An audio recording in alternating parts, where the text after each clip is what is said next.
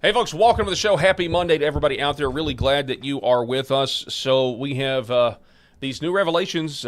Senator Rand Paul once again targeting Anthony Fauci, wants to get him before his committee. That's going to happen on Wednesday. In the lead up to that, Senator Rand Paul has released what people are calling Anthony Fauci's diary, where we found out that he was starstruck by getting to talk to Barbara Streisand, as well as really enjoyed the fame. Really enjoyed, literally just kind of from what we can read, he basically got off on the idea that he was America's doctor, and as he was, essentially revealing that, our entire medical industrial complex is basically a communistic structure, and he flipped the switch. We're going to talk about that and much, much more today on the show. I hope you've had a great weekend. I've got co-host Rob Spencer in seat number 2. We've got Eric Haynes is with us in seat number 3. We're going to have a great time today, and we're glad that you're with us.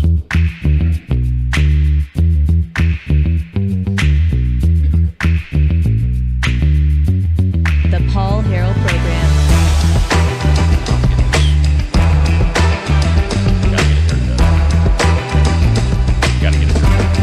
All right, welcome to the program, everybody.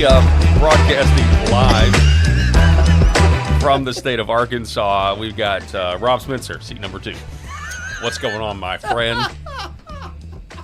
What are you upset about? Did you see him fluff it to the bald guy too? He did the whip around. I've got a problem. Your hair is too long. Yeah, that's the problem that you've got right now. Can't get a haircut until Saturday. I can't. And you're get wanting it to talk Saturday. about that. You're wanting to talk about your hair being too long in front of me.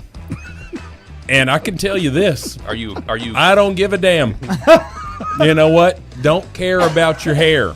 That rhymes, and I love it. I don't care about your hair.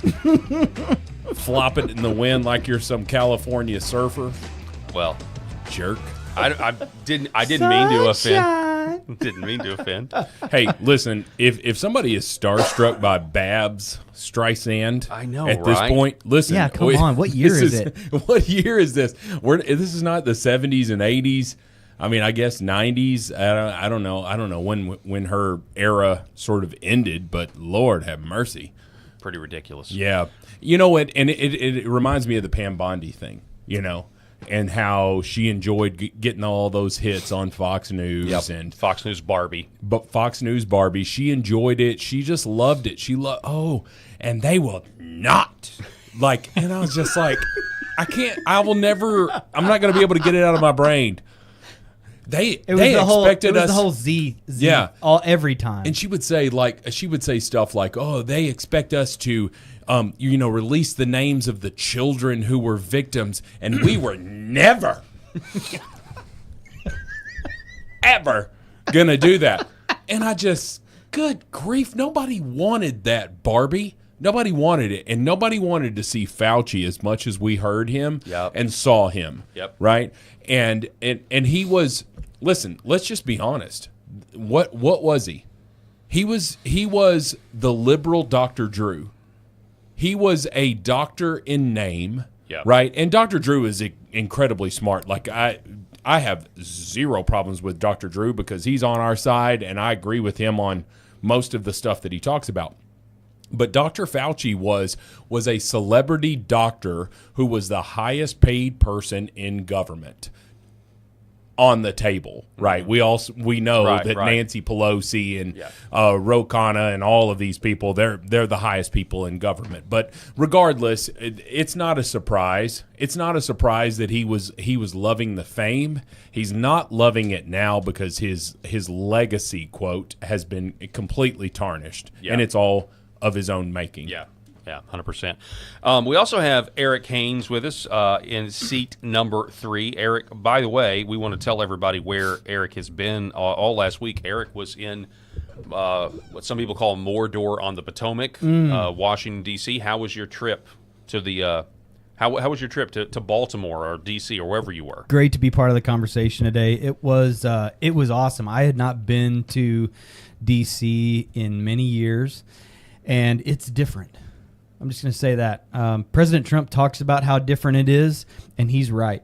It's very different than it was. I remember specifically the last time I was there, and it's like I said, it's been years, but just thinking about how dirty it was every nook and cranny of that place had some homeless person covering themselves up with, garbage bags and cardboard box, whatevers, and just not feeling safe at night. But now, I mean, each evening I was able to go out walking around. I walked around in the National Mall for hours and hours. Both days last week, where I probably wouldn't have done that, and man, it was awesome. It was awesome. I even listened to the Paul Harrell program in an Uber car. Okay, all right, you've got. Oh my yeah, this attention. is a great story. Okay, yeah, all so right. he texts us about this. Yeah. Okay, right. I got on speaker. You went right into your opening monologue, and I hit the button, and I just started listening to it, and I could this see was about the trans. This was about the trans Bible vacation school. dag. The So they drag took school. the drag Yeah. school. Correct. Yeah, vacation drag school. So I knew I had a pretty good Uber ride to get down because I was going from one way over on one end all the way down to the Lincoln Monument and had plenty of time. And so me and the Uber driver, Abdul, we just listened. Yeah, we just listened to the whole thing. And when it was over, it was getting close. You kind of went away from the monologue and went on to the first thing. And he just kind of turned. He goes, "That guy's good." I'm like, Paul, you got an Uber driver in D.C. he said, he's right. He's right. I love it. It was awesome. Listen. It was absolutely I'm glad. awesome. I'm glad Abdul agreed. That's positive. I went to the Capitol. I tried to be in a position because I told you guys I was going to try to do some like man on the street stuff, interviews, and I ended up talking to a lot of people about culture and life and everything and how things have changed over the years, specifically during Trump's presidency here in the area at some of the restaurants I went to on the wharf, the hotel I stayed at, and some of the other places where I popped in. But I could never get myself in a position over at the Capitol where I could get close enough. And there's been so much drama at the White House that it's basically really blocked off now, and you can't really get close except for this one section. I took a couple of pictures, and there's some weird people doing hippie stuff there by the gate, but you just can't get really close. And the days that I was there, the first day, the Los Angeles Dodgers were in town, so I got to see Trump's motorcade a couple of times, and these motorcades go by all the time, and you don't know, I mean, who they're taking to different places, but it was really, really neat to be there and to kind of be in it, to be 3 feet away from some of our founding documents, to see the Constitution, to see the first printing of the Declaration of Independence, to see those articles. It's amazing. Being there and seeing that stuff, to be in front of the Lincoln Monument, it hits different when you look down and you see George Washington's autograph and some of those other all of those founding fathers, and it's like the real one. Yeah. So I went for this conference. This has been maybe 8 years ago or so, the middle of July, right? It's similar to what you did, and it was extremely. It was as hot as you can imagine, and we were walking all around the National Mall and all of that stuff. But I went to all these museums, and I remember my step count. It's the only time that my step counter got up to around 30,000 steps, because we just walked all day. But anyway, you go through so I think it was the Museum of the Americas or something like that, the American Museum, and it was. There was just so much history there. The first airplane, all of this stuff, and Trump is 100% correct. What we have is this homage here, this Mecca, if you will, for this great country, the greatest country on the face of the planet, and the Mecca, the home, the home base, everything centered in Washington, D.C. Yeah. And it was one of the most dangerous places in the country. And Donald Trump and the National Guard, everybody that he sent in there, went in there and cleaned this place up. Yeah. And I can say this. So I'm 6'3", 6'4", depending on which convenience store I walk in that day. And So I'm about 240 pounds, 245, depending on what I ate last night. And so I'm a big guy, right? And so I never feel at danger when I'm walking around. In fact, the three of us went to Memphis for this basketball game. And what was this? This dude was oh yeah. What was he? I mean, what was it? Was I in danger? He was I don't know. asking for directions. He was and asking it was for obvious directions. that Yeah. he did not need directions. He didn't No, need directions. you were about to was, get it was proposition for something. For I was money. going to get proposition for money, relations. Yeah. Wasn't interested in either. There was of about those to be a things. switchblade involved, so we got out of there pretty quickly. But Listen, you were ready to tango. I'm going to give that guy. I'm going to give that guy a lot of credit. Yeah. You know, he was barking up a big tree. It's a bold move, I Cotton. think It was he a knew- bold move, Cotton. We'll see if it works out for him. He realized pretty quickly that this grunt style mofo is not somebody that that he wanted to mess with. Right. But suffice it to say that I walked around DC, 8 years ago, and I didn't feel it danger. But I'm not a female. I'm not a man of maybe lesser physical stature or whatever. And that's just not what we should be dealing with at our nation's capital. Yeah. And that's ultimately the point of it. And Donald Trump was trying to say, like, I'm going to clean this place up. it was I'm going to clean it up. It was clean. And he's done it. And Yeah. what has it done to the crazy leftist libtard Yeah. liberal idiots? It has pissed them off. Yeah. It's pissed them off that our nation's capital is now clean and safe. It's safer. Like there's no place that's truly safe. We understand that. Even if you go up to Nantucket, there's crime in Nantucket. Okay, but he cleaned it up and it pissed everybody off. Yeah. And so I'm so glad that you were able to go with your family, and I'm glad that you were able to see all of that stuff and not worry about, am I gonna get I one of my colleagues, her husband they've lived in Georgetown for like 15 years, I think. And her husband works for Sean Duffy in the Department of Transportation. Oh, yeah. And Yeah, I Sean just Duffy, asked her great. straight, and she is a absolute lib, like most folks are up there. But she said, "Hey, despite all my frustrations with the Orange Man, my husband loves working for Sean Duffy, and our area is so cleaned up. The National Guard being here and the zero tolerance for the nonsense and the tents and all that stuff, like they cleaned it up, and it looks great. What It are looks the great. What are the Dems gonna do when they get back in power? And I say when. I Yeah. say when. Yeah. Because look, everything is cyclical. When they get back in power, what are they gonna do? Well, we know they're gonna open the border back up, which incredibly makes us like I can't believe it's so incredible to me that you have had no illegal crossings on the border in 14 months. Yeah, Versus 250,000 people flooding across the border per month. yeah, right. Right? We've gone from 250,000 to zero. Yeah, look at this leading report. New memo shows Joe Biden tried to leave Trump with massive immigration crisis and plotted to grant amnesty to 3 million foreigners via TPS per Fox News. Arn McIntyre, the minute the Dems return to power, all of this will get cranked up times 10. The border will be open and amnesty will be the immediate goal. The Dems winning a single election is truly an existential threat. And we hear that every election cycle. We do, and there's a lot of frustration with a lack of results. We saw what they did. We saw what they did when they were in power, Yeah. and especially from 2020 to 2022. They didn't have the House. I know they had the Senate because it was a 50-50 tie in the Senate, and Kamala cast the deciding vote. They did not have the House, though. Correct? Was that Pelosi's last hurrah? Yeah, I believe so.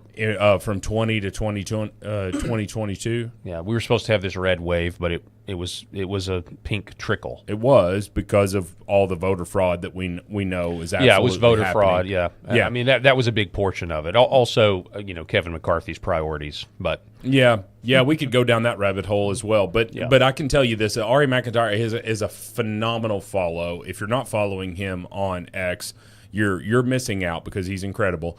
But anyway, he's 100% correct, because what are they going to do when they get back in power? We're months away from that happening. Potentially in both the Senate and the House. The House being the easiest to pick off. I was watching even MS Now and CNN are trying to say that it's a tough row to hoe for them to get the Senate because of, certainly with the Nazi that they were trying to run against. Is it Collins or in Maine? Yeah, talking about Graham Plattner. Yeah, Plattner. Thank you. So the Nazi there that they were trying to run against that probably set them back just a hair. But then they go, what do? Instead of going for a centrist, they have another far left socialist here. They're saying here's our goal. Yeah. Here's our vision. The Hakeem Jeffries of the world, as much as he pisses me off, is now going to be at the center in the Democratic Party. Am I wrong here? Because you've got AOC. AOC is getting called out for not being left enough. Bernie Sanders being called out for not being left enough. They're wanting to go straight social. The Mom Donnies. and so is Fetterman, by the way. Listen, Mom Donnie is in control of that party as the mayor of New York City. How the hell is that possible? Yeah. And it's because of weak, feckless leaders. And that is what's happened. Chuck Schumer is far past his prime, as is McConnell. We understand that. And we've replaced McConnell on our side, unfortunately to our demise here, because we've replaced him with a clone With of a younger, him. a younger Mitch a younger McConnell. version of him. But Schumer doesn't know that the writing is on the wall.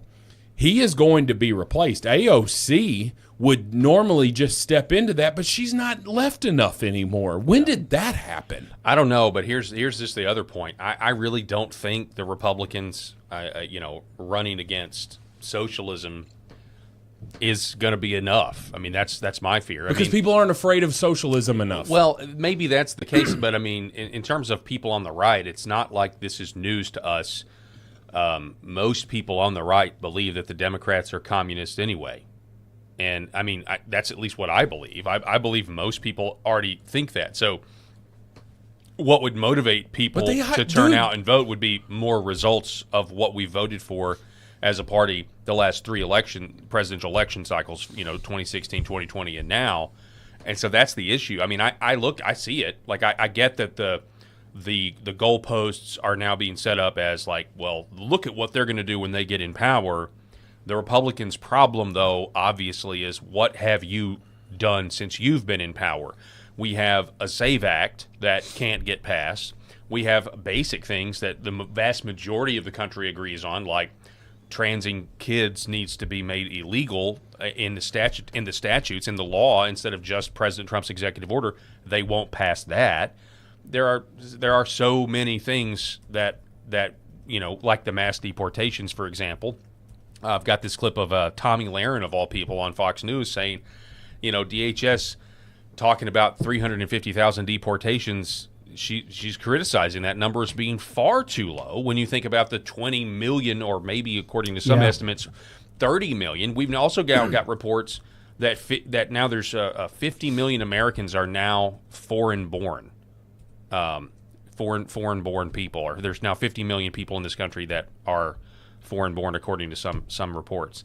So there's a huge disconnect there, and I just don't think running. I don't think somebody like John Thune or Lankford out of Oklahoma, talking with Larry Kudlow. This was a popular clip last week, where Kudlow's giving him the business. Kudlow is like, "Hey, you guys are not performing," and all Lankford from Oklahoma can say is, well, you guys in the media are not hammering the socialists enough. The Democrats are socialists, and I just don't think that's enough necessarily. I don't think that's the winning message. We already know that they're socialists. We already know this. Yeah, it's like the left calling us racist anymore. It just doesn't work. Yeah. Because That's a good analogy. Yeah, because it doesn't invoke fear.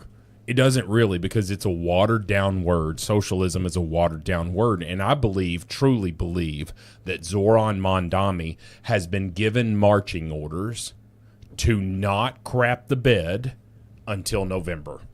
Like, why else would he borrow a bunch of money to, what is the word, balance the budget? Yeah, right. Why would he borrow all of this money to balance the budget if it's not just smoke and mirrors?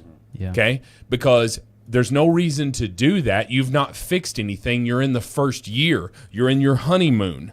You can do whatever you want to do. The first 100 days, we talk about it with the presidency. So in Mamdani in New York, within his first 100 days, does some smoke and mirrors. Why? Because it's all about the midterms. It's all about putting these socialists in their place, put them in position. Look at what he's doing in New York. Everything's great. Everything is awesome. Oh, it's so awesome. That's what they're trying to get, that perception out there. So, Paul, you're 110% correct. Saying socialism is bad, communism is bad, that's not going to work. No more than calling us a racist will work. Yeah, here, look at this clip. This is Lara Trump with Caroline Leavitt, okay? And you just watch this and you tell me if you think this is what will motivate people to try to keep the House in Republican hands. They all got me up to speed pretty quickly, and now we're back out at the podium. Well, speaking of the midterms, we know the tradition. The party that has the White House typically has an uphill battle for the midterms. And when you look at the top issue among voters right now, it seems to be the cost of living. So what steps have been taken by the White House to really address that? Because that's going to be important as we head towards November. Yeah.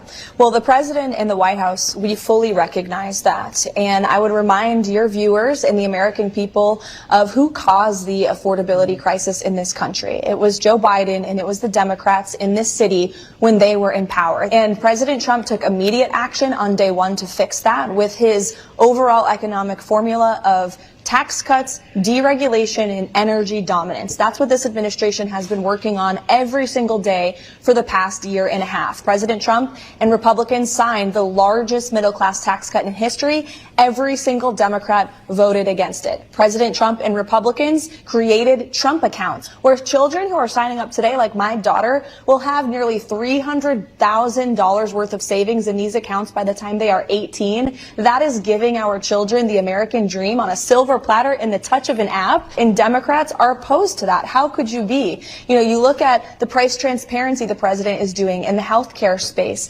trying to bring down interest rates, mortgage rates. All of these things that he is doing will only get better if given 2 more years with a Republican Congress. You mentioned everything that she said is 100% true. But all I can think about is Jerry Maguire. Show me the money. Yeah. Show me the money. Yep. Now, everything she says is true. Everything she just said right there. But that's not going to help you in November. Yeah. It's not. I know. And because of this, I'll throw this back up there, Yep. 46%. This is the most important factors for voters, 46% cost of living, and then Democratic values, 25%. Immigration is now 13%. Gas was Because he's gas fixed was it. $3.98. Because he's fixed right. it. Gas was $3.98 in Memphis today when I was coming back over the bridge. Okay. It's like that's what people will care about. Yep. Eric's right. Immigration is not an issue right now because Trump fixed it. Crime is not an issue right now because we're seeing record lows in crime. Well, he fixed the border. We still have a lot of people that are in this country that need to go. Yeah. So I agree. I agree with that. But I also believed, and I had a conversation today, and it actually took place in this room. Ironically enough, I think that there needs to be something done about people that have been in this country for 30 years and who have taken steps toward making themselves legitimate, like they were brought in when they were 5 years old and now whatever. I've talked about that on the show. I might be in the more minority on the conservative side with that. I'm totally fine with that. But I also represent a builder who builds a lot of properties, and he hires a roofer, and he hires this people and all of this stuff, and a lot of these individuals are going. I can have a conversation with somebody about should there be some sort of pathway versus not. We all agree that the Tren de Aragras have got to be gone. Mm-hmm. Anybody that's here that's beaten their wife has got to be gone. Anybody that's driving drunk and going around and killing American citizens got to be gone. All of that stuff. But Trump has fixed the border issue, which is why that 13% is that instead of 50%. Why the crime is 5% instead of 50% or whatever. These democratic values and cost of living, that's not going to go anywhere until those issues have changed, and specifically that cost of living. Can Trump fix all of this by himself? Absolutely not. But until we see some sort of market, like if we're doing this Iranian conflict here, I hesitate to call it a war. If we're calling it this Iranian conflict here, and it's raising gas prices, you're shooting yourself in the foot. Exactly. Although I'm willing to admit that he has more intel than I have on all of this stuff, and if they were that close to a nuclear weapon, look at what they're doing without a nuclear weapon. I'm willing to admit all of that stuff. All of our listeners would agree that prices are too high. We agree.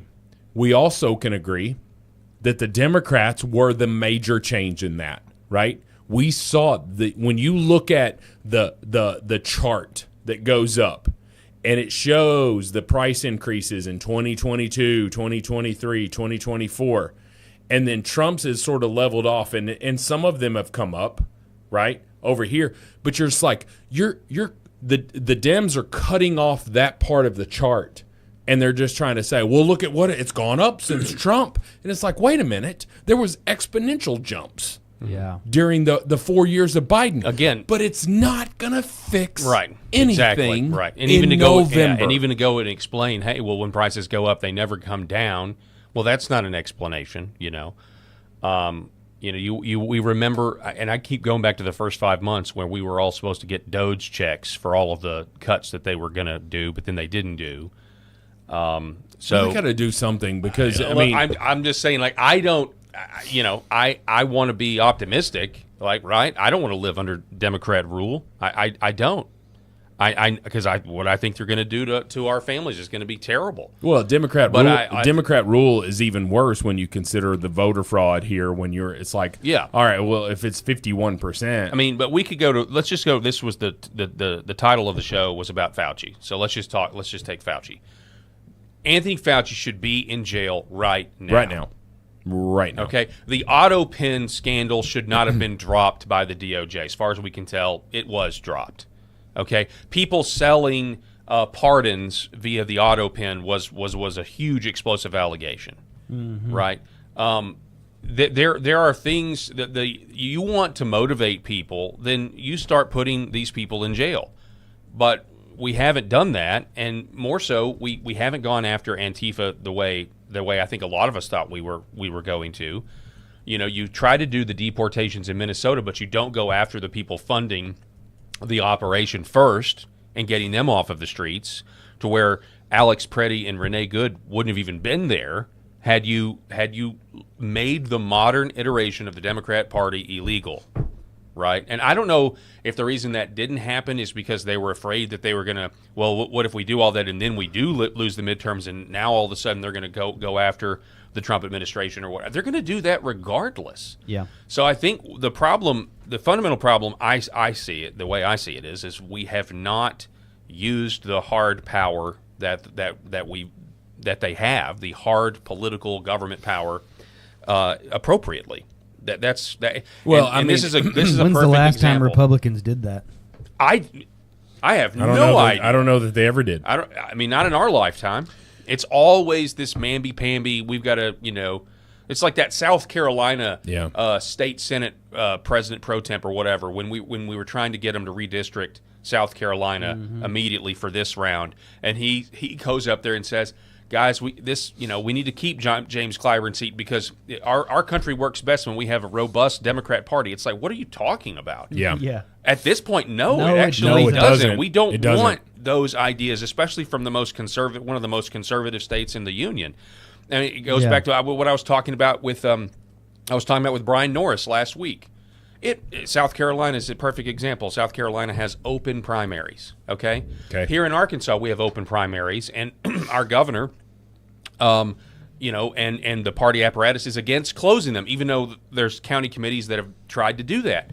Well, I agree with Sarah Huckabee Sanders when she says the difference between normal and crazy. I get it.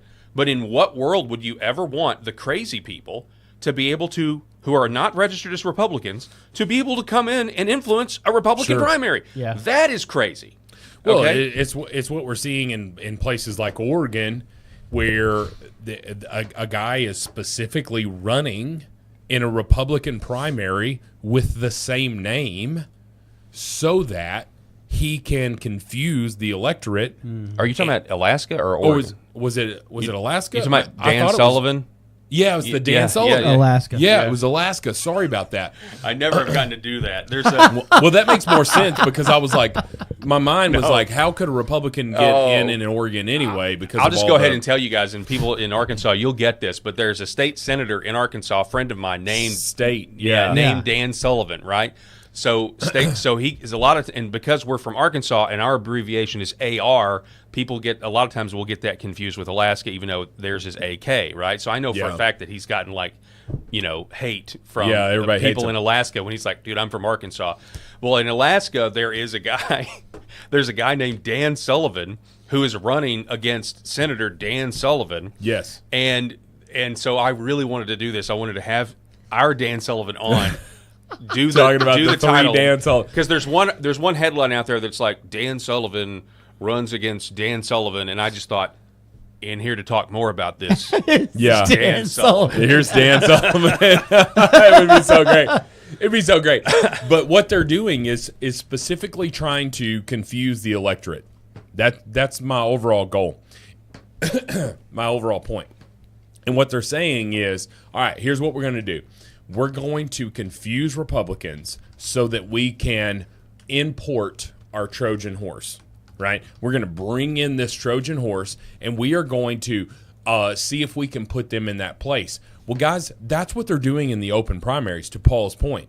That's what they're already doing nationwide in these open primaries. They're putting these people in there that are rhinos, Republican in name only, as we all know. They're putting them in there so that they can go in there, and these are the individuals who are not passing the Save America Act in the Senate. These are the individuals who are fighting against Mike Johnson in the House to make sure that Donald Trump's agenda is not enacted.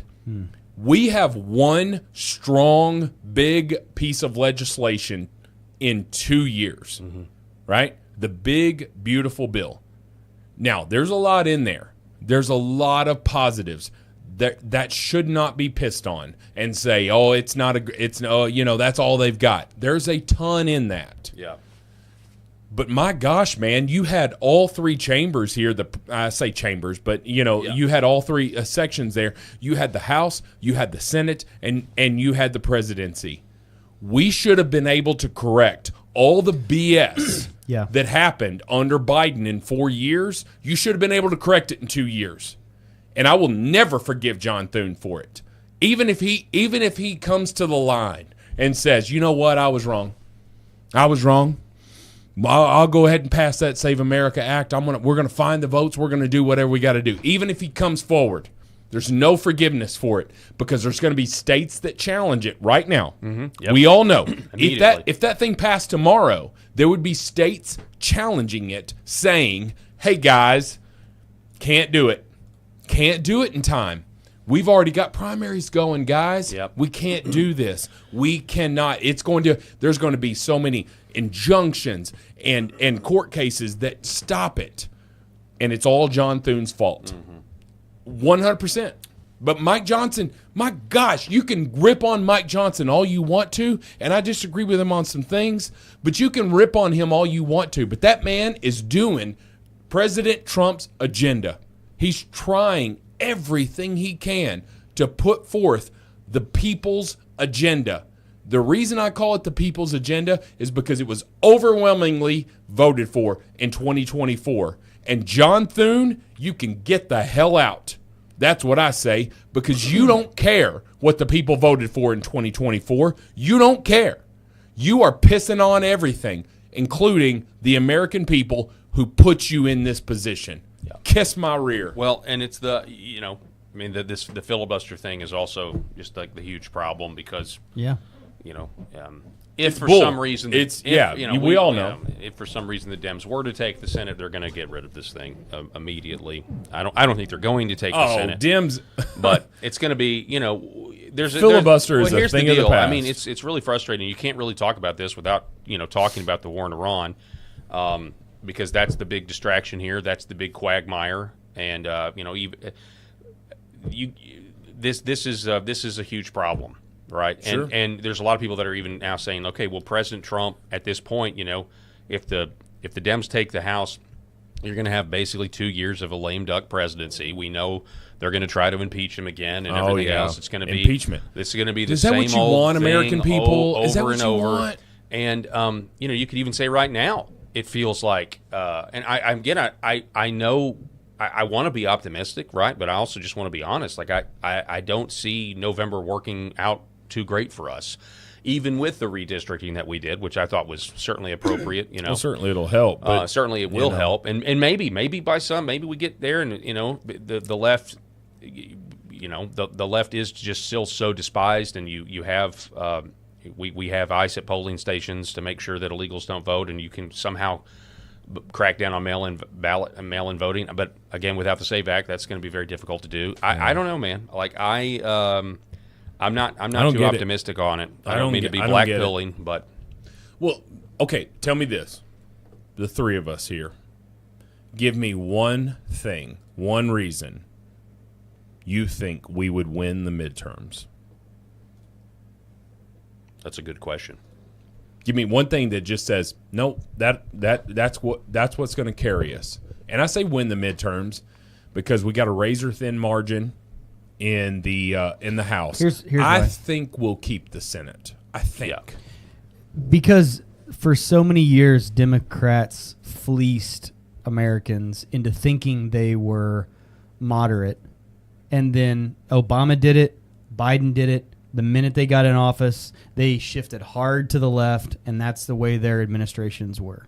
Same thing with a lot of the senators and representatives that are unfortunately also in D.C. But that's who's running now, and they're not apologetic about it, and they're not trying to pull the wool over on anybody anymore. Like this, it's not a secret anymore that they're going to campaign and run a moderate way of getting in. No, they're literally coming out and saying, we want open borders. We want to completely abolish ICE. They're even so crazy now. They're saying they want to abolish the Senate and the presidency and just have a representative house that makes all the decisions. I mean, so I think people are figuring that out, and not just on a social level, but they realize that as bad as things might possibly be for their pocketbooks in the short term, it can and would be way worse. And I know you guys know me as being too much of an optimist at times, and so that's how I'm going to get through this period until November, and just hope that people see what's going on, because it's not like it's all just on Fox News either. Right. Like you see it everywhere. Mm-hmm. Unapologetic Democrat socialists of America that are 100% communists being the front runners and the loudest, squeakiest wheel. Mm-hmm. And they're getting the oil, and they're saying all the right things that young people are attracted to, which is free stuff. Yep. Yeah. Do you think that there's going to be any sort of, all right, so the moderates don't exist on the left, or they really do. They really do exist on the left, but they're so drowned out. Yeah, you can count them by hand now. Yeah, it's not even like a they're so drowned out by the crazies, because even they don't want to challenge the crazies on the left. From our perspective, and then I'll say this is a feather in our hat. We call out the crazies on the right, and we've got some. Candace Owens, bat, crap. See how I censored myself? I see how you did that. Cray. Okay, and coming with receipts that never exist, or at least they never pan out. Tucker. I like a lot of Tucker. I mean, he's getting a little bit there. Like Tucker, you need to watch it. And I don't know. Of course, he don't care about me. He don't care about me. I'm saying, but I'm perfectly. I watch Tucker's interviews. I love Tucker. I agree with a lot. And then the stuff with I know the accusation about the Muslim connection stuff. I mean, I don't feel the need to apologize, or try to rehabilitate, Muslims, and that sort of thing. Yeah. At the same time, I'm also very skeptical of Israel's influence on our government and everything else.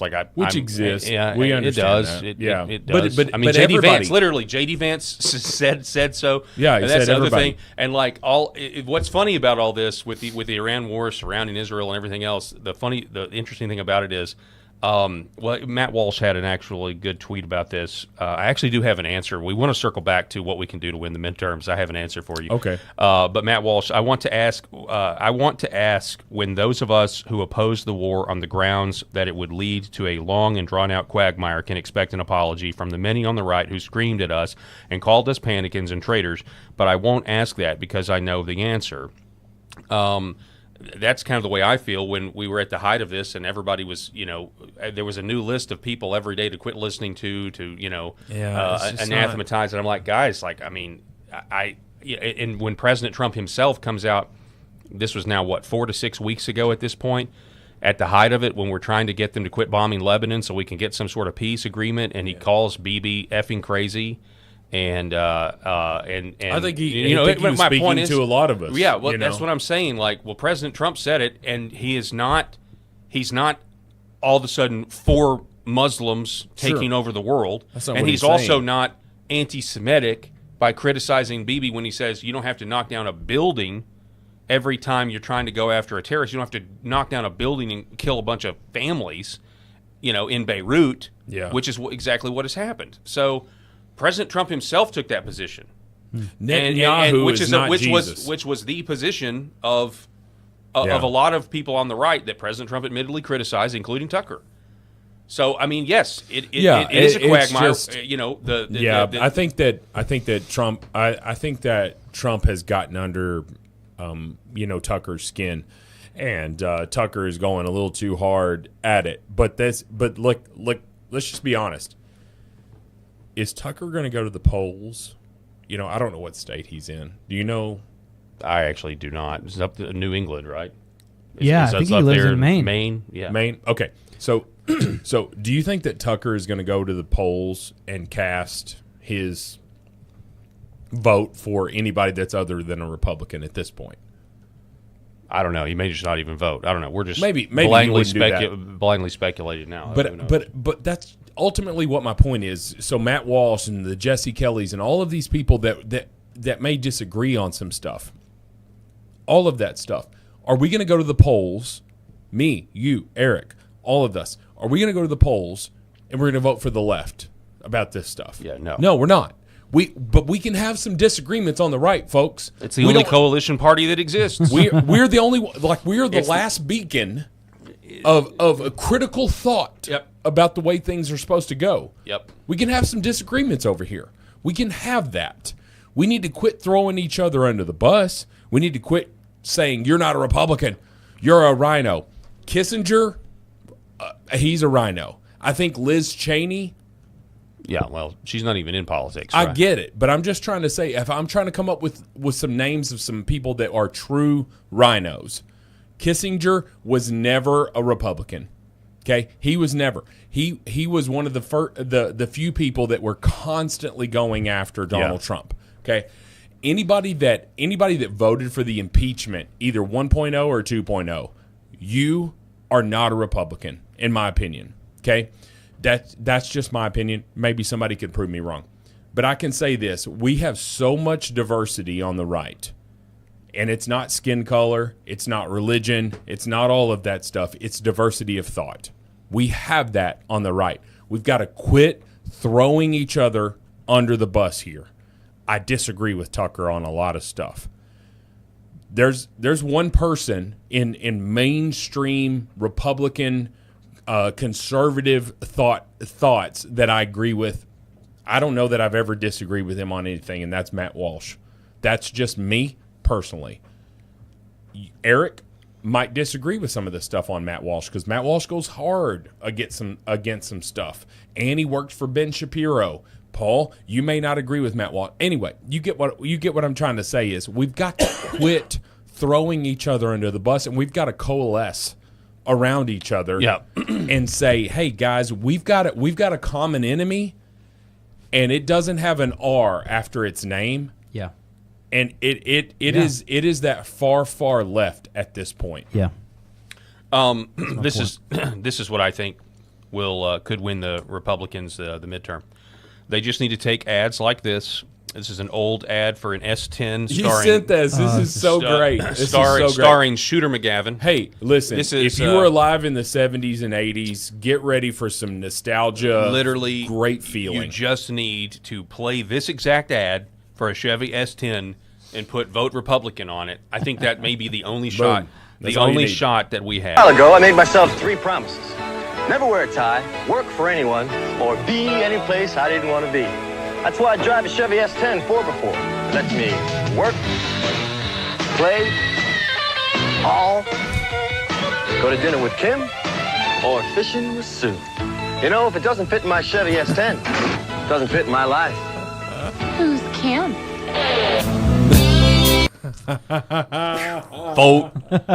Vote Republican. Like that's your only chance. That's all it is. Or you have an ad like that and you say, Listen, I could have done without the guitar spin. Literally, that he did, look at what they took from us is the ad, and you can, I mean. Who's Kim? Who's Kim? And that is who's the actor? Who is the actor that plays Shooter McGavin in Happy Gilmore? Because that's I who don't that know, is. but I can see his face. But Yeah. he's incredible. Shooter. So He's also in an episode of Star Trek: The Next Generation. By the way, he's phenomenal. Listen, I just saw 2 big fat bikers off the night till I have sex. How am I supposed to chip? How am I supposed to chip without going? that was such a great movie. Oh yeah, and Grizzly Adams had a beard. Grizzly Adams did have a beard. Yeah. the greatest I eat scene. pieces of blank like you for breakfast. He goes, you eat pieces for breakfast? The greatest scene in that movie. We went guy mode over here. I know, but the greatest Yeah, scene in sorry. that movie right. is planning to reach the green from here, Shooter, and he's like, "That's impossible." Yeah. I beg to differ. Happy Gilmore accomplished that feat no more than an hour ago. Well, good for Happy Gil. Oh my Yeah. God. He's looking down. He's like, oh my. Nell comes out next week. All right, real quick. Let's we're back. reset. We're let's back. We're let's back. reset. I want to take a break. We owe. Hey, come back. Come Yeah. back. We have a huge announcement to make after the break. Actually, we have to postpone that announcement. No. It's coming. I have a huge announcement. You okay? I do. Oh. Okay. Yes. All right. Well, we got. I'm pregnant. Wait a minute. No, I'm not. All right. Back here in just a minute, folks. Thanks so much for being with us.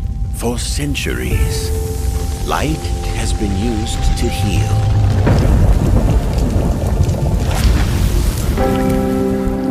Awaken the body with Red 5.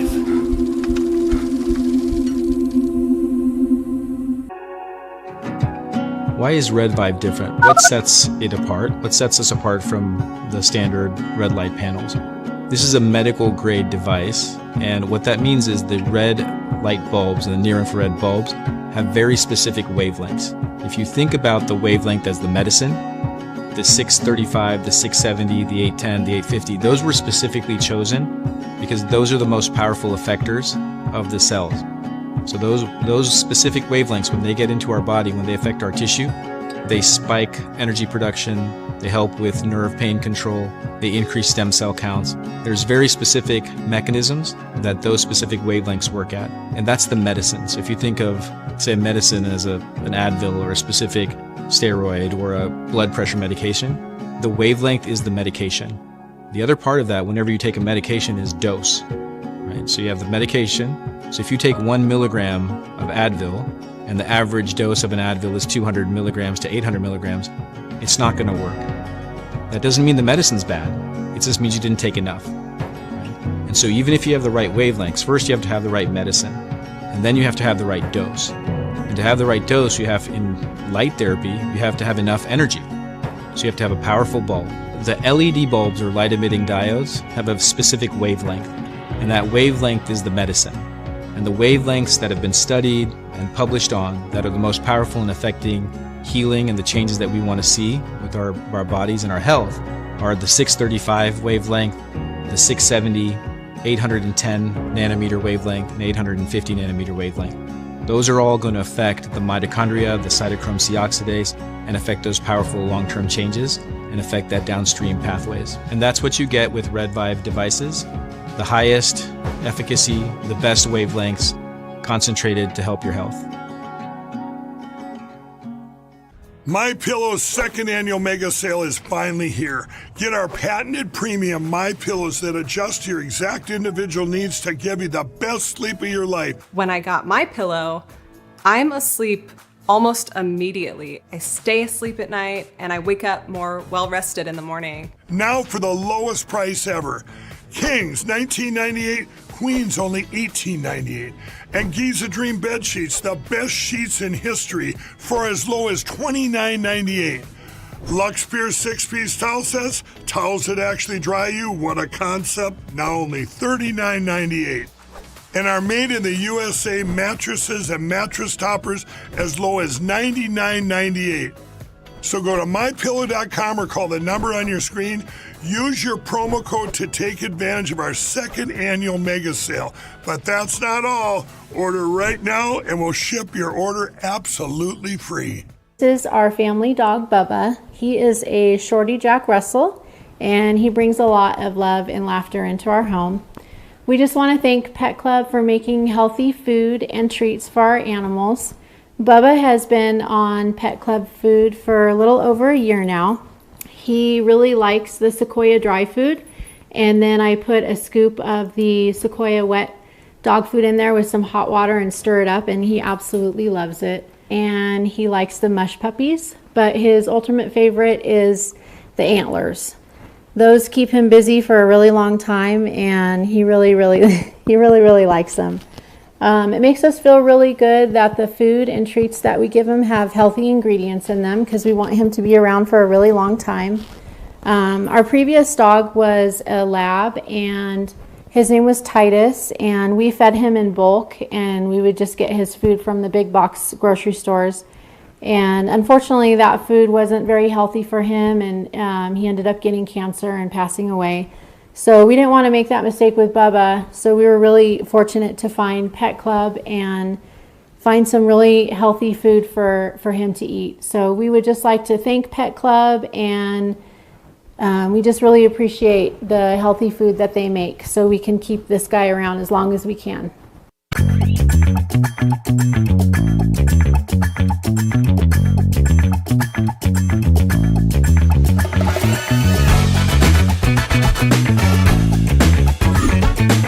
The Paul Harrell Program.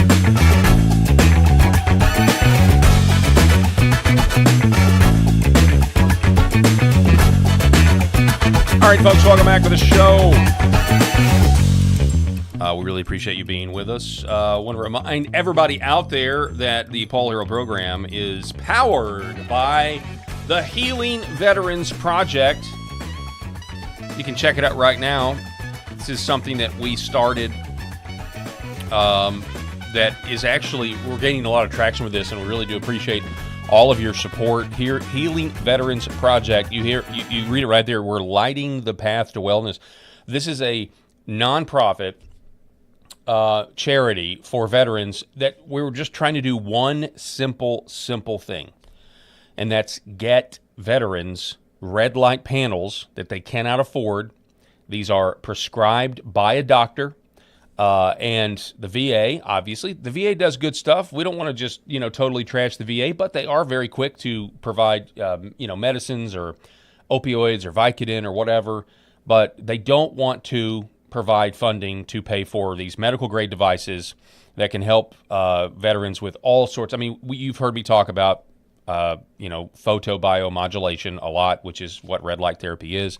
It's a real thing. It's science. It's backed up. I have one. I use it. I know it works. And so I'm passionate about the technology itself. I'm even more passionate about trying to help veterans who have been through, you talk about the PTSD, the anxiety, whatever it is, chronic pain. Exactly. It's a big deal, and we can help them, but we need your help. So go to healingveteransproject.us. You click the donate button, and when you do that, you can donate one time, you can donate monthly, you can donate quarterly, annually, whatever you want to do. But pitch in, help these veterans heal. And then you see the email there at the bottom of your screen. It says paul@healingveteransproject.us. If you are a business owner or you know of a business owner that would like to partner with us, we want to make it happen. We want to give you guys all the tools that you need to get your patrons to donate $1, $5 when they're checking out at their point of sale, and we can make all that happen. And so email me, paul@healingveteransproject.us, and we will get it going. We are so excited about this and so stoked that we can do this. Completely free of charge, right? Like, so if you own a business and you've got a point of sale system, say a boutique where you're selling T-shirts and pants and all of this stuff, right? One of those things. And if you've got a point of sale system, it can be set up where a person can, as they're checking out, scan their card and they can donate $5. It goes into the system there, and then you get to donate that. Yep. And it counts as a tax deduction for you. It's free of charge, all of that stuff, and it goes to healing our veterans. Obviously, you got to talk, your CPA, but yes, that is exactly right. And super stoked about this. Matt Troy, the founder of Healing Veterans Project, is a veteran himself, so he knows it. Former MMA fighter, knows the technology well, knows how it works. And it's been crazy since we've started this. There's so many potential, doors are opening up, meetings. I mean, I talked to a business today, started that conversation. So really, really fun stuff. I'm excited because we already have a list of, we already have a need right now. We have a list of veterans that have been prescribed these panels, and they've been talking with the VA and they can't get them. So it's really frustrating. Yeah, you're going to hear a lot more. Give them a pill. That's what the VA wants to do. Right. So. I know. So we're going to figure this out. We're going to help veterans, and you guys can partner with us and help us to do that. We would really appreciate it. So there has been this effort now there's an effort right now afoot that's very concerning, gentlemen, and I don't know if you have noticed this, but there's an effort to try to revive support for the Ukraine conflict against Russia, which is absolutely insane to me. And we're going to start with what happened last week. So Laura Loomer decided to take a trip to Ukraine. Laura Loomer obviously has been, in the past, she has been a stark critic of Ukraine because MAGA was a stark critic of all this money we've been sending to Ukraine to fight a nuclear-powered Russia in some proxy war. And, of course, we know that we know who Zelensky is. We know what he did in the White House. We know how ungrateful he is. And so was that a bump? We know this. Yeah, a little bump. Little dictator Zelensky. So she's been going on this apology tour trying to rehabilitate Zelensky's image, trying to say that, Russia bombed churches, totally ignoring the fact that Zelensky made Ukrainian Orthodoxy church, like he arrested clergy, shut down worship services because, the idea was that they were more loyal to the Russian Orthodox Church. Anyway, it's all ridiculous, but Viva Frey says that she's literally called Zelensky a Nazi before. Jeez. Because Zelensky, this was an old post back on November 16th of 2023. She says, because Zelensky is a Nazi and Ukrainians have always hated the Jews, Nazism is widely accepted and practiced in Ukraine. We've given $250 billion to fund Nazism. So she's walking all of that back, right? And now she's saying Russian propaganda is real. Nazism is literally illegal in Ukraine. I didn't know this till I came here. Technically, Ukraine has stronger anti-Semitism laws than the U.S. I met several rabbis. Zelensky's also Jewish. Meanwhile, Russia today amplifies the podcasts of every Holocaust denier in America. So this is where she's at now. Where Viva Frey says this about this whole situation. She says, people can change views, but typically there has to be some plausible arc to the change. New facts are disclosed, a massive life experience that alters one's perspective. But barely 2 years ago, Laura Loomer was calling Volodymyr Zelensky an actual Nazi, accusing him of helping Hamas. And now, seemingly at the snap of fingers, her Twitter feed looks more like a Zelensky fan account. How is anyone supposed to take this change of heart with any degree of journalistic seriousness? Also, she was on a list. Ukraine put out lists of people that are banned, and maybe some people even think it was a kill list, for people that they wanted to take out who were in the media and were vocally against what's going on in Ukraine and this waste of our taxpayer funds over there. And then we even now have Volodymyr Zelensky getting involved in the Iran war, attacking an Iranian ship over the last few days. Now Iran is saying that they're going to respond to Ukraine, literally World War type stuff that could be about to kick off here. Obviously, when you throw Yemen in and what's going on with Yemen as well in the other strait over there in the Red Sea. Now Volodymyr Zelensky is saying, I will instruct our intelligence to share with our partners the information we have regarding Russia's new assistance to the Iranian regime. Since the beginning of July, we've recorded active Russian satellite surveillance of the Gulf states and U.S. military facilities. So here is how fragile the situation is. Now we have this report from Axios. After Laura Loomer goes overseas to do this rehabilitation campaign, now Axios has a headline that reads, quote, Trump to meet Zelensky at White House as MAGA voices shift on Ukraine. There appears to be an effort to make MAGA support Volodymyr Zelensky now. Aaron McIntyre, shifting voices is there with changing consumer habits as a euphemism. I wonder what specific category of voices now support endless war in Ukraine. MAGA voices? I mean, Loomer, she counts as multiple? One, I guess. But they're counting her as multiple. At least Axios is. Axios is garbage. Right, we know what Axios is. Yeah. We also know that the FBI has used Axios to leak things, though. Listen, all Loomer cares about is a good, romp under the sheets. That's literally her MO. Okay, there's multiple videos of her hitting on guys 20 years her younger. Yeah, it's pretty cringe. It's really cringe, and so that's all she cares about. It's a good orgasm and all that. You know what? I don't want to besmirch her. Like, listen. Yeah. Oh, yeah. Sure you don't. Listen. Sure you don't want to listen. Bless her heart. Listen. Bless her heart. Yeah. But if you're she's horrible, bless her heart. Listen, if your quest for an orgasm is going to literally change how you feel about something a few years later, this guy goes from, did Zelensky offer her some some under the sheets time or something? I don't know what it is, but I can tell you this: you're getting the unfiltered version right now. So here's what I'm trying to say: Laura Loomer is crazy. I agree with her on a lot of stuff, but I disagree with her on so many things, and I wonder if all the screws are turning. All of it, if it's turning, or if she just hasn't had a good month in the under the sheets. I don't know. Well, whatever the cause of it is, you don't go from calling someone a Nazi to, hey, maybe I was wrong about this. I didn't get all this stuff. Russia just does this, and they accelerate all this stuff. The whole idea, that everyone's talking about now, and there's some truth to this.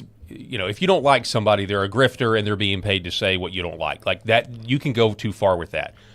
But this is an example where I think, okay, was there money that exchanged hands? I think the likely answer is yes. You're saying from Ukraine to like, Laura Loomer. Yeah, like she's just basically, hey, Well, who the hell's listening to Laura Loomer at this point? I don't know. She does have an active following on X, but a lot of people don't like her but too. All the people on the right realize I mean, she's well, the people she is obviously staunchly for the Iran war and all of that, and so there's plenty of people that are for that, and so it's interesting too because I've always felt like the conflict with Russia and Ukraine, and like I always felt like if we had peace, if we had peace in Russia and Ukraine, between that, we were also not going to have a war in the Middle East. I always thought that there was going to be peace everywhere or peace nowhere. Specifically because Iran, like if you're trying with the memorandum of understanding where we were trying to normalize relations with Iran, it was like, well, if you're going to normalize relations with Iran, which is what that memorandum of understanding was seeking to do, giving them financial incentive, well, normalizing relations with Iran makes normalizing relations with Russia look way easier, right? So I think there's an agenda from the pro-war people. They know that if there is peace between Russia and Ukraine, it makes this idea of keeping Iran around as a regional power much more realistic, much more likely to happen. Well, Iran is now warning. Hang on one second. Iran is now warning Zelensky and strongly condemns Ukraine's drone strike on an Iranian commercial vessel in the Caspian Sea earlier this morning. So there's stuff heating up, and I want to cover what Mark Mitchell said about this, because it is an interesting perspective that we haven't heard before. Because we are all hearing get the nuke. Do they have a nuke? Some people think Iran already has a nuke, by the way. I've now had two people on the show tell me that. Ani Cyrus referenced it months ago. Is she... Remind me of the Iranian lady that we've had on. Ani Cyrus. Oh, that's Ani. Okay. She referenced it briefly, and I should have really pushed in. I would be inclined to believe her. And then Brian Norris, he says he thinks that they already have one, too. Both believe that Iran already has a nuclear weapon. I definitely know Brian thinks that. Maybe it was context clues. I don't know if she explicitly said. I need to reach out to her. I've got her number. But anyway, Mark Mitchell says, it's amazing how many people think that Iran getting a nuke is going to somehow result in a huge nuclear holocaust. If they get a nuke, it would be a relatively small number of very low-yield tactical warheads. It presents a relatively low threat. And now listen to this, because this is the point. It presents a relatively low threat compared to countries like Russia, and we would obviously respond ferociously if they ever used one. It would be suicide, since we could literally flatten every city they have. The true danger of the neocon sphere is merely in Iran, cemented as a regional power player. So when I read this tweet, I thought, like deterrence. Yeah, and I read this tweet, I'm like, the whole thing that we said with Biden the whole time he was there is that he was going to start a nuclear war. Because, you had Ukraine launching weapons into Poland, trying to blame it on Russia, trying to start something. When you're messing with a nuclear-powered Russia that has the much bigger bombs, that's the point. Things are a lot more fragile in that respect than you would think. The idea that we need to somehow make the Ukrainian war great again, and that we're going to support over this. Man. We were supposed to have this conflict ended. This was supposed to be over by now. And for whatever reason, and I blame the donor class, and I obviously blame the Republicans that don't want it to end. They haven't wanted it to end. We've continued to send them more money. We're continuing to prop up a dictator who is Zelensky to fight this proxy war it's just ridiculous. Yeah, the Lindsey Grahams of the world, God rest his soul. Yeah. Like just really pushing for this military industrial complex, like war. Yeah, I mean, we got to wipe them off the face of the planet. It's insane. Yeah, and then Bucklebrush. You've got people here like Bucklebrush Jones in our comments. I still think Laura has an Adam's apple. What do y'all think? That there are people that man on the streets there. What do you guys think? It's Larry Loomer. Yeah, that's Larry Loomer. That's the slam out there. Yeah. Well, I don't know. Maybe Zelensky has found the promised land there. I don't know.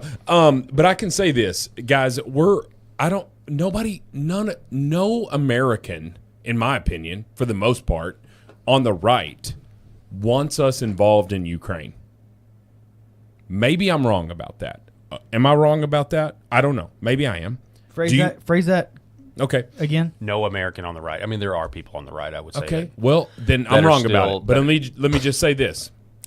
But it was a campaign. It was a campaign issue that we wanted. That President Trump was saying. Then what are you doing? If you're on the right, and you want us to keep funding Ukraine, and giving them bombs, giving them missiles, giving them weaponry, giving them tanks, giving them money, what are you doing? You're just delaying the inevitable.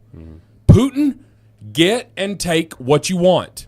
Like, there's got to be an end to this, or we're going to have a 20-year war, and how many billions and billions, and it's going to get into the trillions of American dollars are going to fund what is obviously inevitable. Well, and it's also a ton of money laundering, too. And I Sure. think that's the main reason. You know, you can arguably say you've cut USAID. A lot of their funding mechanisms for laundering money are gone, but there's still Ukraine, which I is mean, a way to launder money. Are Russians attacking us? I mean, maybe they are, intellectually, they're trying to influence our elections. They're trying to get involved in the, American politics and all of that stuff. But that's just to serve their own interest. I'm not trying to be an apologist for Russia. I'm just trying to say the difference there versus Iran, who is funding the number one state sponsor of terrorists, if you believe all of that stuff. Mm-hmm. And I don't listen. I don't know if that's the true. Like if they stand at the top of the podium here on the Olympics, if they're the number one state sponsor of terror, but they are giving money to people like the Houthis, all of these rebels who would absolutely cut all three of our heads off. Like they have no sort of a positive affliction for us. But is Vladimir Putin attacking the United States right now? Is he? And is he for the foreseeable future? No, I think he's trying to better. I think he's trying to better Russia's position, and so therefore, and this is the point that I wanted to make, Paul, and I'll let you talk. Is that I am much more inclined to believe that we should be involved with Iran than we should ever be involved with Ukraine, just because Vladimir Putin evil, right? Vladimir Putin the devil, just because he might do something against us. He's not. Iran has proven that they're going to give money to all of these proxies that are going to cause evil and harm to American citizens, right? They're going to cut off heads of any American citizens that they can get a hold of. But I'm not sitting here saying Russia is the biggest threat that we have. Vladimir Putin is evil, all of that stuff. And what we're doing by sending all of the money, all of the weapons, all of the tanks, all of that to Ukraine is we are delaying the inevitable. And I just don't know that I could be convinced that I'm wrong on that. Yeah, I mean, you've got Putin over there saying that the West is essentially run by pedophiles. Now, is that something that's, Is he? Is he wrong? Is that something that's politically good for him? Because I'll say that on a show like this. Yeah, of course it is. But is he wrong? I mean, I don't know. Is he wrong? No, I don't think. They say we're the number one. They say that. we're the number one importer. Yeah. Of sex trafficking. Right. Exactly. For the world, but exactly. And that be maybe because we have the most money. But the moral, and so what he's trying to do, obviously, is just say, look, the West doesn't have the moral high ground, and he's right about that. He's right about that. I mean, have we banned LGBTQ propaganda in this country? No, we haven't. No, we haven't. But he has. He did it in 2013, right before. Commit a murder in Russia and see how well that's going to go for you. Right. And again, that's not to say you get this. Oh, well, you're simping for a dictator, that has people killed. It's like, okay, what do you think the president of the United States' job is? You think we're innocent? You think we're innocent? What do you think a head of state's job is? It's to decide who lives and who dies. We sitting here. We sitting in our ivory tower here, Paul, Eric. Yeah, we sitting here saying that we haven't had people killed. It's just ridiculous. It's just ridiculous, and it really is like you have this. You just have people that want to be nations and left alone, and there's going to be competing economic interests and things like that, and versus you have this form of globalism. I mean. In order, and I don't mean to bring it all back to the social issues, but I mean, look at Europe. You look at what Europe was, NATO was created to protect us from the godless communist Soviets, but now Europe is arresting people for social media posts. Now Europe is essentially doing the exact same thing that the Soviet Union was doing. In order to become a member of the European Union, you have to have a gay marriage law. Like, yep. Listen, we want to talk about the evil axis. Yeah. What's the evil axis here? We got Russia. We got North Korea, right? And let's take North Korea out for the standpoint here, and then we got China. Mm-hmm. Do I agree with more with Russia's standpoints on views on gay marriage? With all of the things that Russia has stifled in its own country, or do I agree with the UK? Do I agree with Great question. I mean, and I start looking, if we start going through the list of things that both countries have done in comparison to what our list of conservative values are. Exactly. Yeah. And now we're sitting here. You talk about axis of evil. Literally, the lead of the show, Anthony Fauci, should be in jail. He's not in jail. And you look at, the red herring that is, it was all China that released it. Well, we funded the virus. We funded the virus that left 7 million people dead across the world. You talk about an axis of evil. Every bit of it. Parts of our own government did the gain of function research, then exported it and funded it through EcoHealth through this man, Anthony Fauci. Did it, denied it. And, so it is what it is. Like, we are in the history books as one of the worst governments in the world. We unleashed it. That's not, and what we voted for. Now, the people of America, what we voted for accountability. We voted for the Intel oligarchy to be put in jail. We voted for the dismantling of it all, and that's not what we have right now. Going back to how do you win the midterms, things would look totally different. I mean, how many people died of COVID? Look at this clip. Look at this clip right here. Because this all goes back to...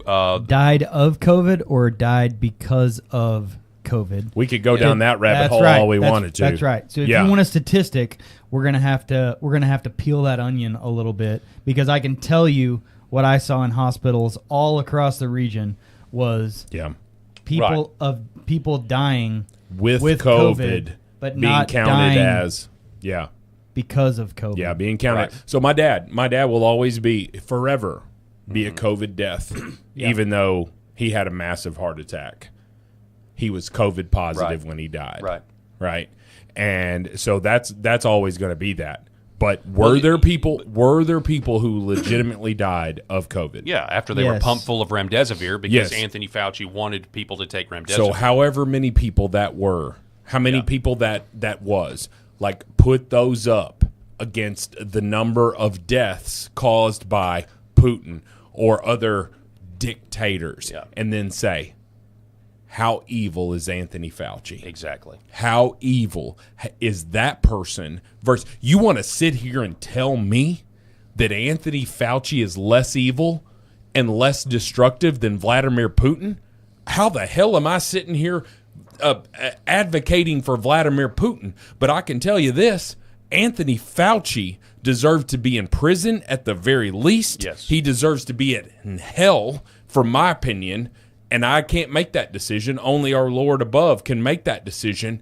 But Anthony Fauci has no redeemable qualities, in my opinion, considering of the hell that he released on the American people. Yeah. And I can say that is in way more than Vladimir Putin has ever done to us. It's a tough position. Objectively speaking, can you argue with me?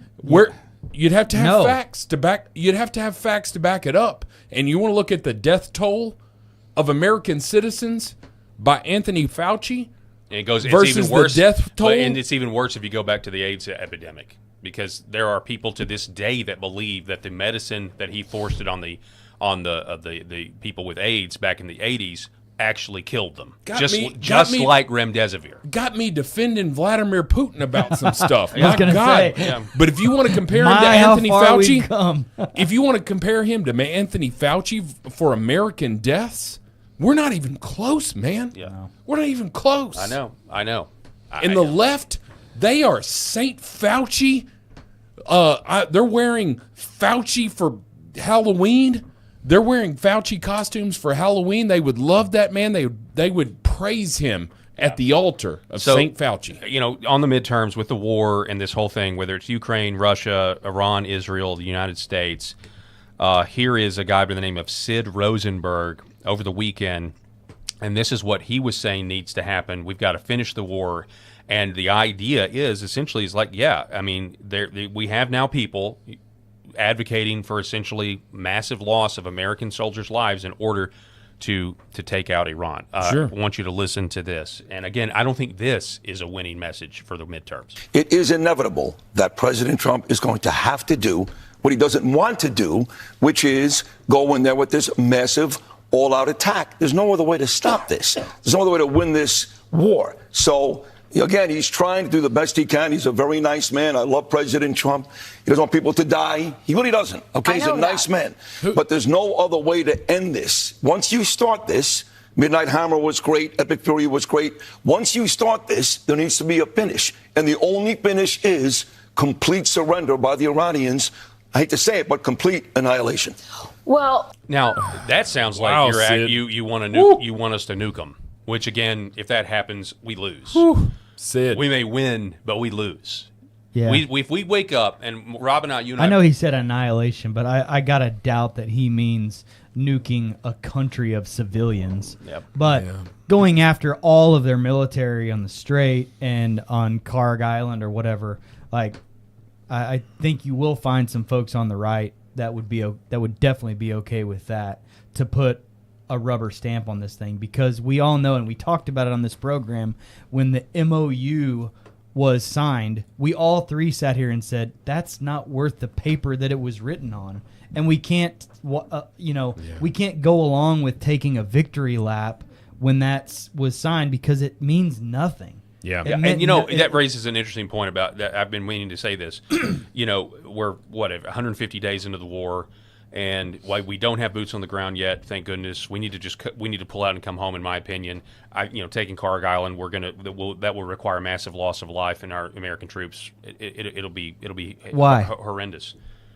Why will it take massive loss of lives for us? Just everything that I've read. I mean, everything, all the strategic, basically. They're still, in your opinion, I'm asking for clarification. Yeah. In your opinion, they're still armed enough to where we can't do anything preemptive. Yeah, they're getting. And granted, I'm hearkening back to they're getting into D-Day stuff. They're getting into their hypersonic. We can't go in there and bomb everything to Kingdom Come before a boot actually touches the ground there. No, they now have their. I mean, they still have. I mean, we've been told that we've decimated their military, but they obviously took out our entire in Bahrain. Our entire our U.S. Naval Command is gone in Bahrain. It's gone, and Brian Norris knows all of it. Now, Brian Norris, who's not for the war, but he said if you were going to do it, the only way to do it is to not stay there permanently. But we have no place to stage. Like you don't have a place where you can amass for it, because we're so our conventional warfare is all about the supply chain, and we're still stuck in this that we've got to go in and we've got to. He says the only way to really do it and make them hurt is you take these units and you go in and you leave, and then you go in and you leave. When it comes to ground troops, you're still going to have casualties, though. Wow. But the idea that you could ever go and actually get the supply lines going to where, think about it. Like a D-Day invasion, right? There's no beachhead. You've got 1,000-foot cliffs. As soon as you get on the beach, you've got 1,000-foot cliffs. They've basically got tunnels all through there for the last 50 years. They're going to be popping out like crazy. They've been ready for this. It's a 1 million-man army over there. It's not doable, and that's why I do think it's possible that we wake up one day and a nuclear bomb has been dropped. But my point being on the memorandum of understanding, and President Trump, he signed it at Versailles or whatever, or wherever he signed it. Was it in France? I don't know, or Switzerland or wherever. The point is like it's only been 5 months. It's way too long. And there are people out there that, it's not an endless war. It's not an endless war yet. But you know why it feels like an endless war? Because it's ended about 75 times. It's been over about 75 times. And so that's a problem where it already does feel like an endless war, because we've been told that it was going to end, for so long. And you compare that, where we were versus, do you remember when President Trump, right after he got elected, he was posting all of these videos about what the agenda. This was in the Joe Biden's lame duck. So from November of 2024 till January, we're getting all these videos, and so you go back and you listen to this, and it's like, man, I've been watching this one clip that's gone viral, and man, it's like, I agree with this. Like, I agree with everything President Trump says here and said back in the day. These globalists want to squander all of America's strength, blood, and treasure, chasing monsters and phantoms overseas. In addition, there must also be a complete commitment to dismantling the entire globalist neocon establishment that is perpetually dragging us into endless wars, pretending to fight for freedom and democracy abroad. We should have never gone into the Middle East. We should have never gone into the Middle East. The clip's gone viral, and just to point out, right? I mean, I get it. The talking point now is, somehow all of that doesn't matter because we can't let Iran get a nuclear weapon, right? And I get the counterpoints to that, but $4 gallon gasoline in the South, it just is what it is. I've said it. That affects people's life. Yep. That makes them make decisions based on that. Grocery store, man. You go to the grocery store. The cost of living is a real thing. It's so. Yeah. Sorry, it'll blow my mind if you have independents that will go and cast their votes for a Democrat, thinking that the Democrat's going to make things right. more But will affordable. they? But will they stay home? That's the problem. That's the big key is just people staying home, because I don't know that there's a whole ton of independents that are sitting here thinking, hey, Democrats have proven that they're going to make life more affordable. Because they just simply haven't. Mm-hmm. But you're going to have, a groundswell of enthusiasm always from those on the left. Mm-hmm. But where is our groundswell of enthusiasm on the right at this point? The big beautiful bill. Going back to what I said an hour ago, like that's the only thing that he's got to hang his hat on. That and we'll go back and what he's done with the border. And Caroline Leavitt, with what she said. Yeah. And what she said is completely correct. And 100%, we would much rather have Republican rule than Democrat rule. But I'm just trying to look at it through the lens of what is an independent sitting here. And I don't know how many true independents are left. Somebody that would vote for a Democrat. They always in one talk election. about that during election season, but I'm just like, no. Yeah. True. Objective, open-minded, independence. No, there's not a lot. What they left. need to do is they need to have those people, as a sort of a fallback, so that they can, deliver boxes of ballots and say, "Well, it was the independents." So far, it's just there's such a difference between the two parties now. It's not. I mean, there's almost no common ground anymore. Yeah, it's well, so someone can't be really independent. It's not like you can be like, well, I kind of agree with them on this, but I'm kind of on the fence about this one thing. It's like there's no room for that anymore. And again, what I said earlier is like the Democrats are unapologetic now. Like it's in the open, it's wide. I mean, there is no trying to fleece people anymore in like has been done in the past. Well, there used to be, pro-choice conservatives and pro-life Democrats. Do you guys remember that? Wow. Like they just don't exist anymore. And it would be, well, I'm a Democrat on these issues, but I'm also pro-life. And it was conservative I'm conservative on these issues, except for, women's right to choose is totally fine.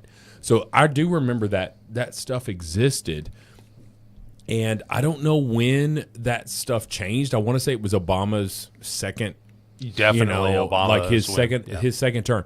Because if you want to see a switcheroo and wonder truly how far the left has gone, look at the debates between Barack Obama and John McCain in 2008. Realistically, look at the debates, the Democratic debates. So it was Barack Obama, it was Hillary Clinton, and there was one other person, and I can't remember who that third person was. Was it like Jonathan Edwards or something? North Carolina. Was that or 2008? Maybe John Kerry. I don't No, know. John Kerry was 04, and he got the nod. I don't know. Maybe it was Edwards. And of course What, flashy hair? Edwards? Well, Hey, and there's he nothing would have wrong with won that. had There's he. nothing wrong with hair. He would have. Listen, Jonathan. Yeah, it was Jonathan that video. Edwards- It was that Edwards- video of him. Yeah, that. Preening it out of the camera. Edwards would have won the nomination had he not knocked up his assistant. Yeah. Oh, yeah. Oh no, that's that's your point. Though. Yeah. Right. That's your point. Is infidelity actually sunk a Democrat's career, whereas that would never happen today. Versus how much did Graham? Was it planter? Just the infidelity. It was the payoff with the illegitimate child. Okay. With the cover up. Okay. I've got no problem with anything he did. But listen, but even today though, even that specific scandal today would just be doesn't matter. It's not just a quick shack up. There was a nah, lot. you know, I don't know. Listen. Tomato. Pass. Tomato. Listen, she came in. She was smelling good. Listen, We've all watched House of Cards, right? But I can tell you this: like, if you listen back to those debates, the Democrat debates leading up to that 2008, Democrat primary, I'm going to agree. I'm going to agree with about 70% of what they said leading into that. Barack Obama was known as the deporter in chief in his first term, folks. His biggest thing was the they were skewing the numbers, but yeah, they were. Well, but I get it. But he was just like he did not have an affliction, a positive affliction for illegal immigration. Right. He didn't have it because they did not see that they could completely scam the system because technology. We're dealing with 2008 technology. We were on iPhone. What, 1, 2, whatever. We were dealing with that versus what we deal with today. Yeah, in 2008, Obama had a BlackBerry. I mean, he had a BlackBerry. iPhone was barely even a thing. I don't even know, when did the iPhone come out? Yeah. It came out in 2006, yeah, I was think, gonna say. somewhere around in there in 2006. So we're dealing with the first, second generation of it and all of that stuff. But regardless, if you look at their platform, my gosh, if you really want an eye-opening scenario, look at the 1992 Bill Clinton Democrat platform leading into those elections versus George Bush. Yeah. It was I think it's what a conservative minus pro-choice versus, pro-life thing. I think it was what conservatives are today. But Totally. they want to accuse us of going far right. That's what The View has just tried to say. And I want to know what Jonathan Edwards' mistress looked like. I remember her face. Like, she's... Yeah, Well, I remember. Was it worth it? You know who she looked like? She looked like a lot like King Charles's wife. Ugh.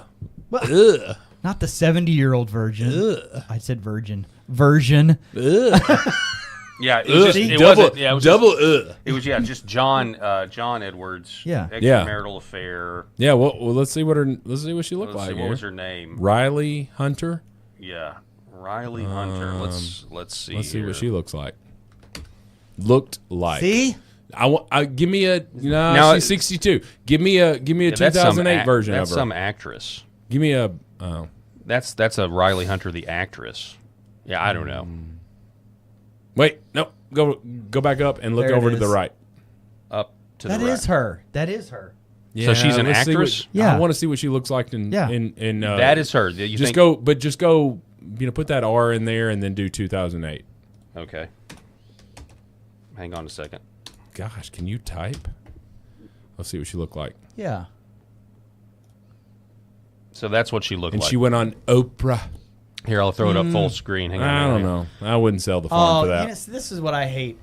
They've got this comparison picture of her with his wife right next to her, the picture. Oh, right there? Like there. She was going through breast cancer at the time, too. This is that was brutal. This was the other reason why everybody really turned on John that's Edwards. pretty brutal, man. Because his wife was going through breast cancer at the time. Pretty brutal. And so it was like all these factors played into this. Yeah. It was bad. Oh, hey guys, we're live on the air. We're talking about all this stuff. We're live on the air.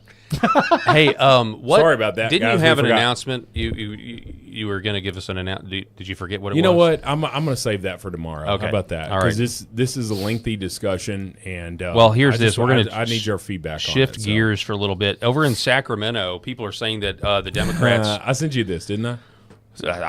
I suppose I did. The people are saying that the Democrats are really the fascists. Here is a town hall meeting, city council meeting in Sacramento. Listen, have you ever seen someone poop their pants live? Yeah.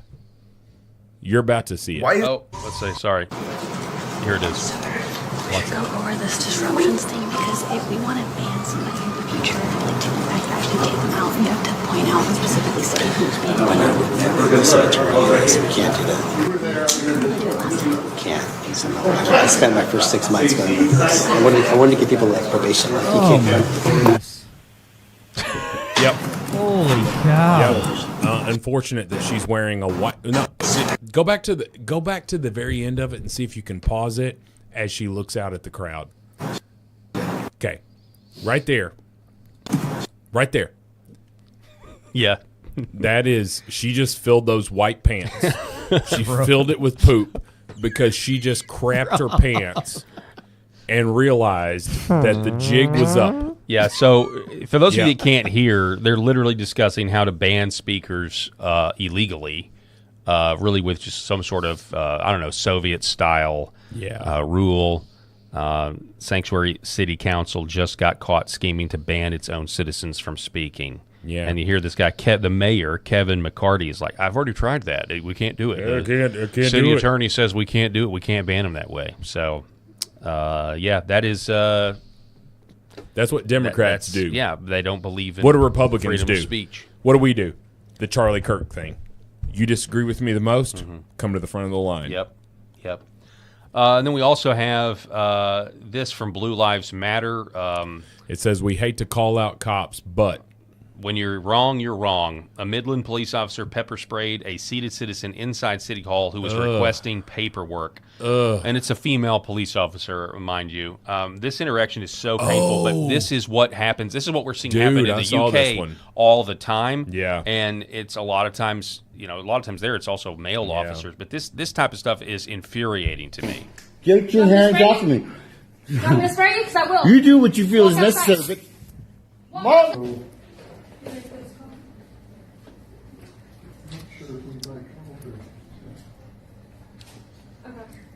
That's the guy she sprayed? Yeah, he's just sitting there. With who? Are you guys, everybody okay here? I see you're recording, so I'm going to assume you're calling an issue or something. Yeah. What's your issue? You have an issue with me or what? No. I'm asking why you're recording. Because it's my right as an American citizen. Yes, ma'am. So I'm pretty sure they probably asked you to leave, correct? No, nobody's asked me to leave. Okay. Well, now I'm going to ask you to leave, okay? So we're going to need you to leave the premises. You're going to ask me to leave? On what grounds, ma'am? Okay. If it was a crime, you'd get arrested. I was just asking you to leave. Am I being criminally Can I trespassed? have you stand up? We can speak a little bit more outside. No. You need to call your supervisor over here right now. Okay. We can speak outside. No. I'm going to stand right here and wait for At him. the front? No. I'm going to sit right here and wait for him. You're either going to have to get up on your own or we're going to have to escort you out. Oh, you going to arrest me or what if I don't get up? I'm in a public building. Okay, now ask me to leave. So what? Who are you to ask me to leave? Officer, clearly. Under what grounds? Okay. I got nothing. You're not gonna get up? I want your supervisor to come in. They don't. They can't. It just doesn't compute. Ask for him outside. Why would I be forced to go outside in a 100-degree temperature? I've been waiting here for a document from the They don't want you in city. the building. Who doesn't want me in the building? The people who work here. They don't want you in the building, okay? Where is your complainant? They are. Who's there? Okay. You either get on, put my hands on you, and get you out. Good I'm trying to do this a good way. Good. Let's go outside and we can talk out there. I'll call my supervisor, give you all the answers you want to all your questions. Call him right now, ma'am. I'm demanding. Or articulate a crime, or call him right now. Let's go. Get up. Get your hands off of me. You're assaulting me. You are assaulting me. Get your hands off of me. Get your hands off of me. I'm going to spray you because I will. You do what you feel is necessary. She's done. Yeah, it's the quickest lawsuit. I was going to say. What that the guy's hell, going to get man? paid. That's so stupid, man. Once these outside, are the people that are talking about qualified immunity and how it needs to go for some things. But a second officer handcuffed him outside, took his phone, and he was transported to the hospital while expressing concern about his heart condition and the extreme heat. He was later released with no charges after officials reviewed the footage. Well, charges are coming the other direction.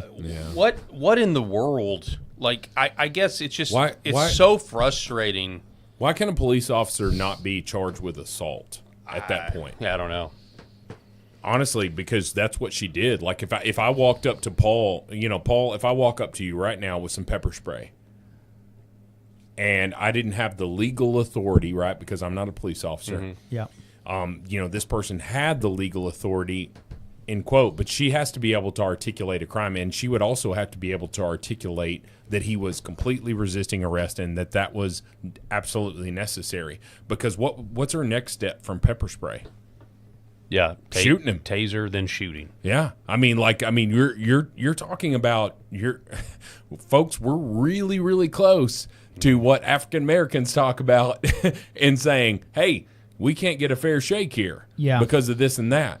And if that guy's an African American, and that cop is saying, "Hey, you comply or what else?"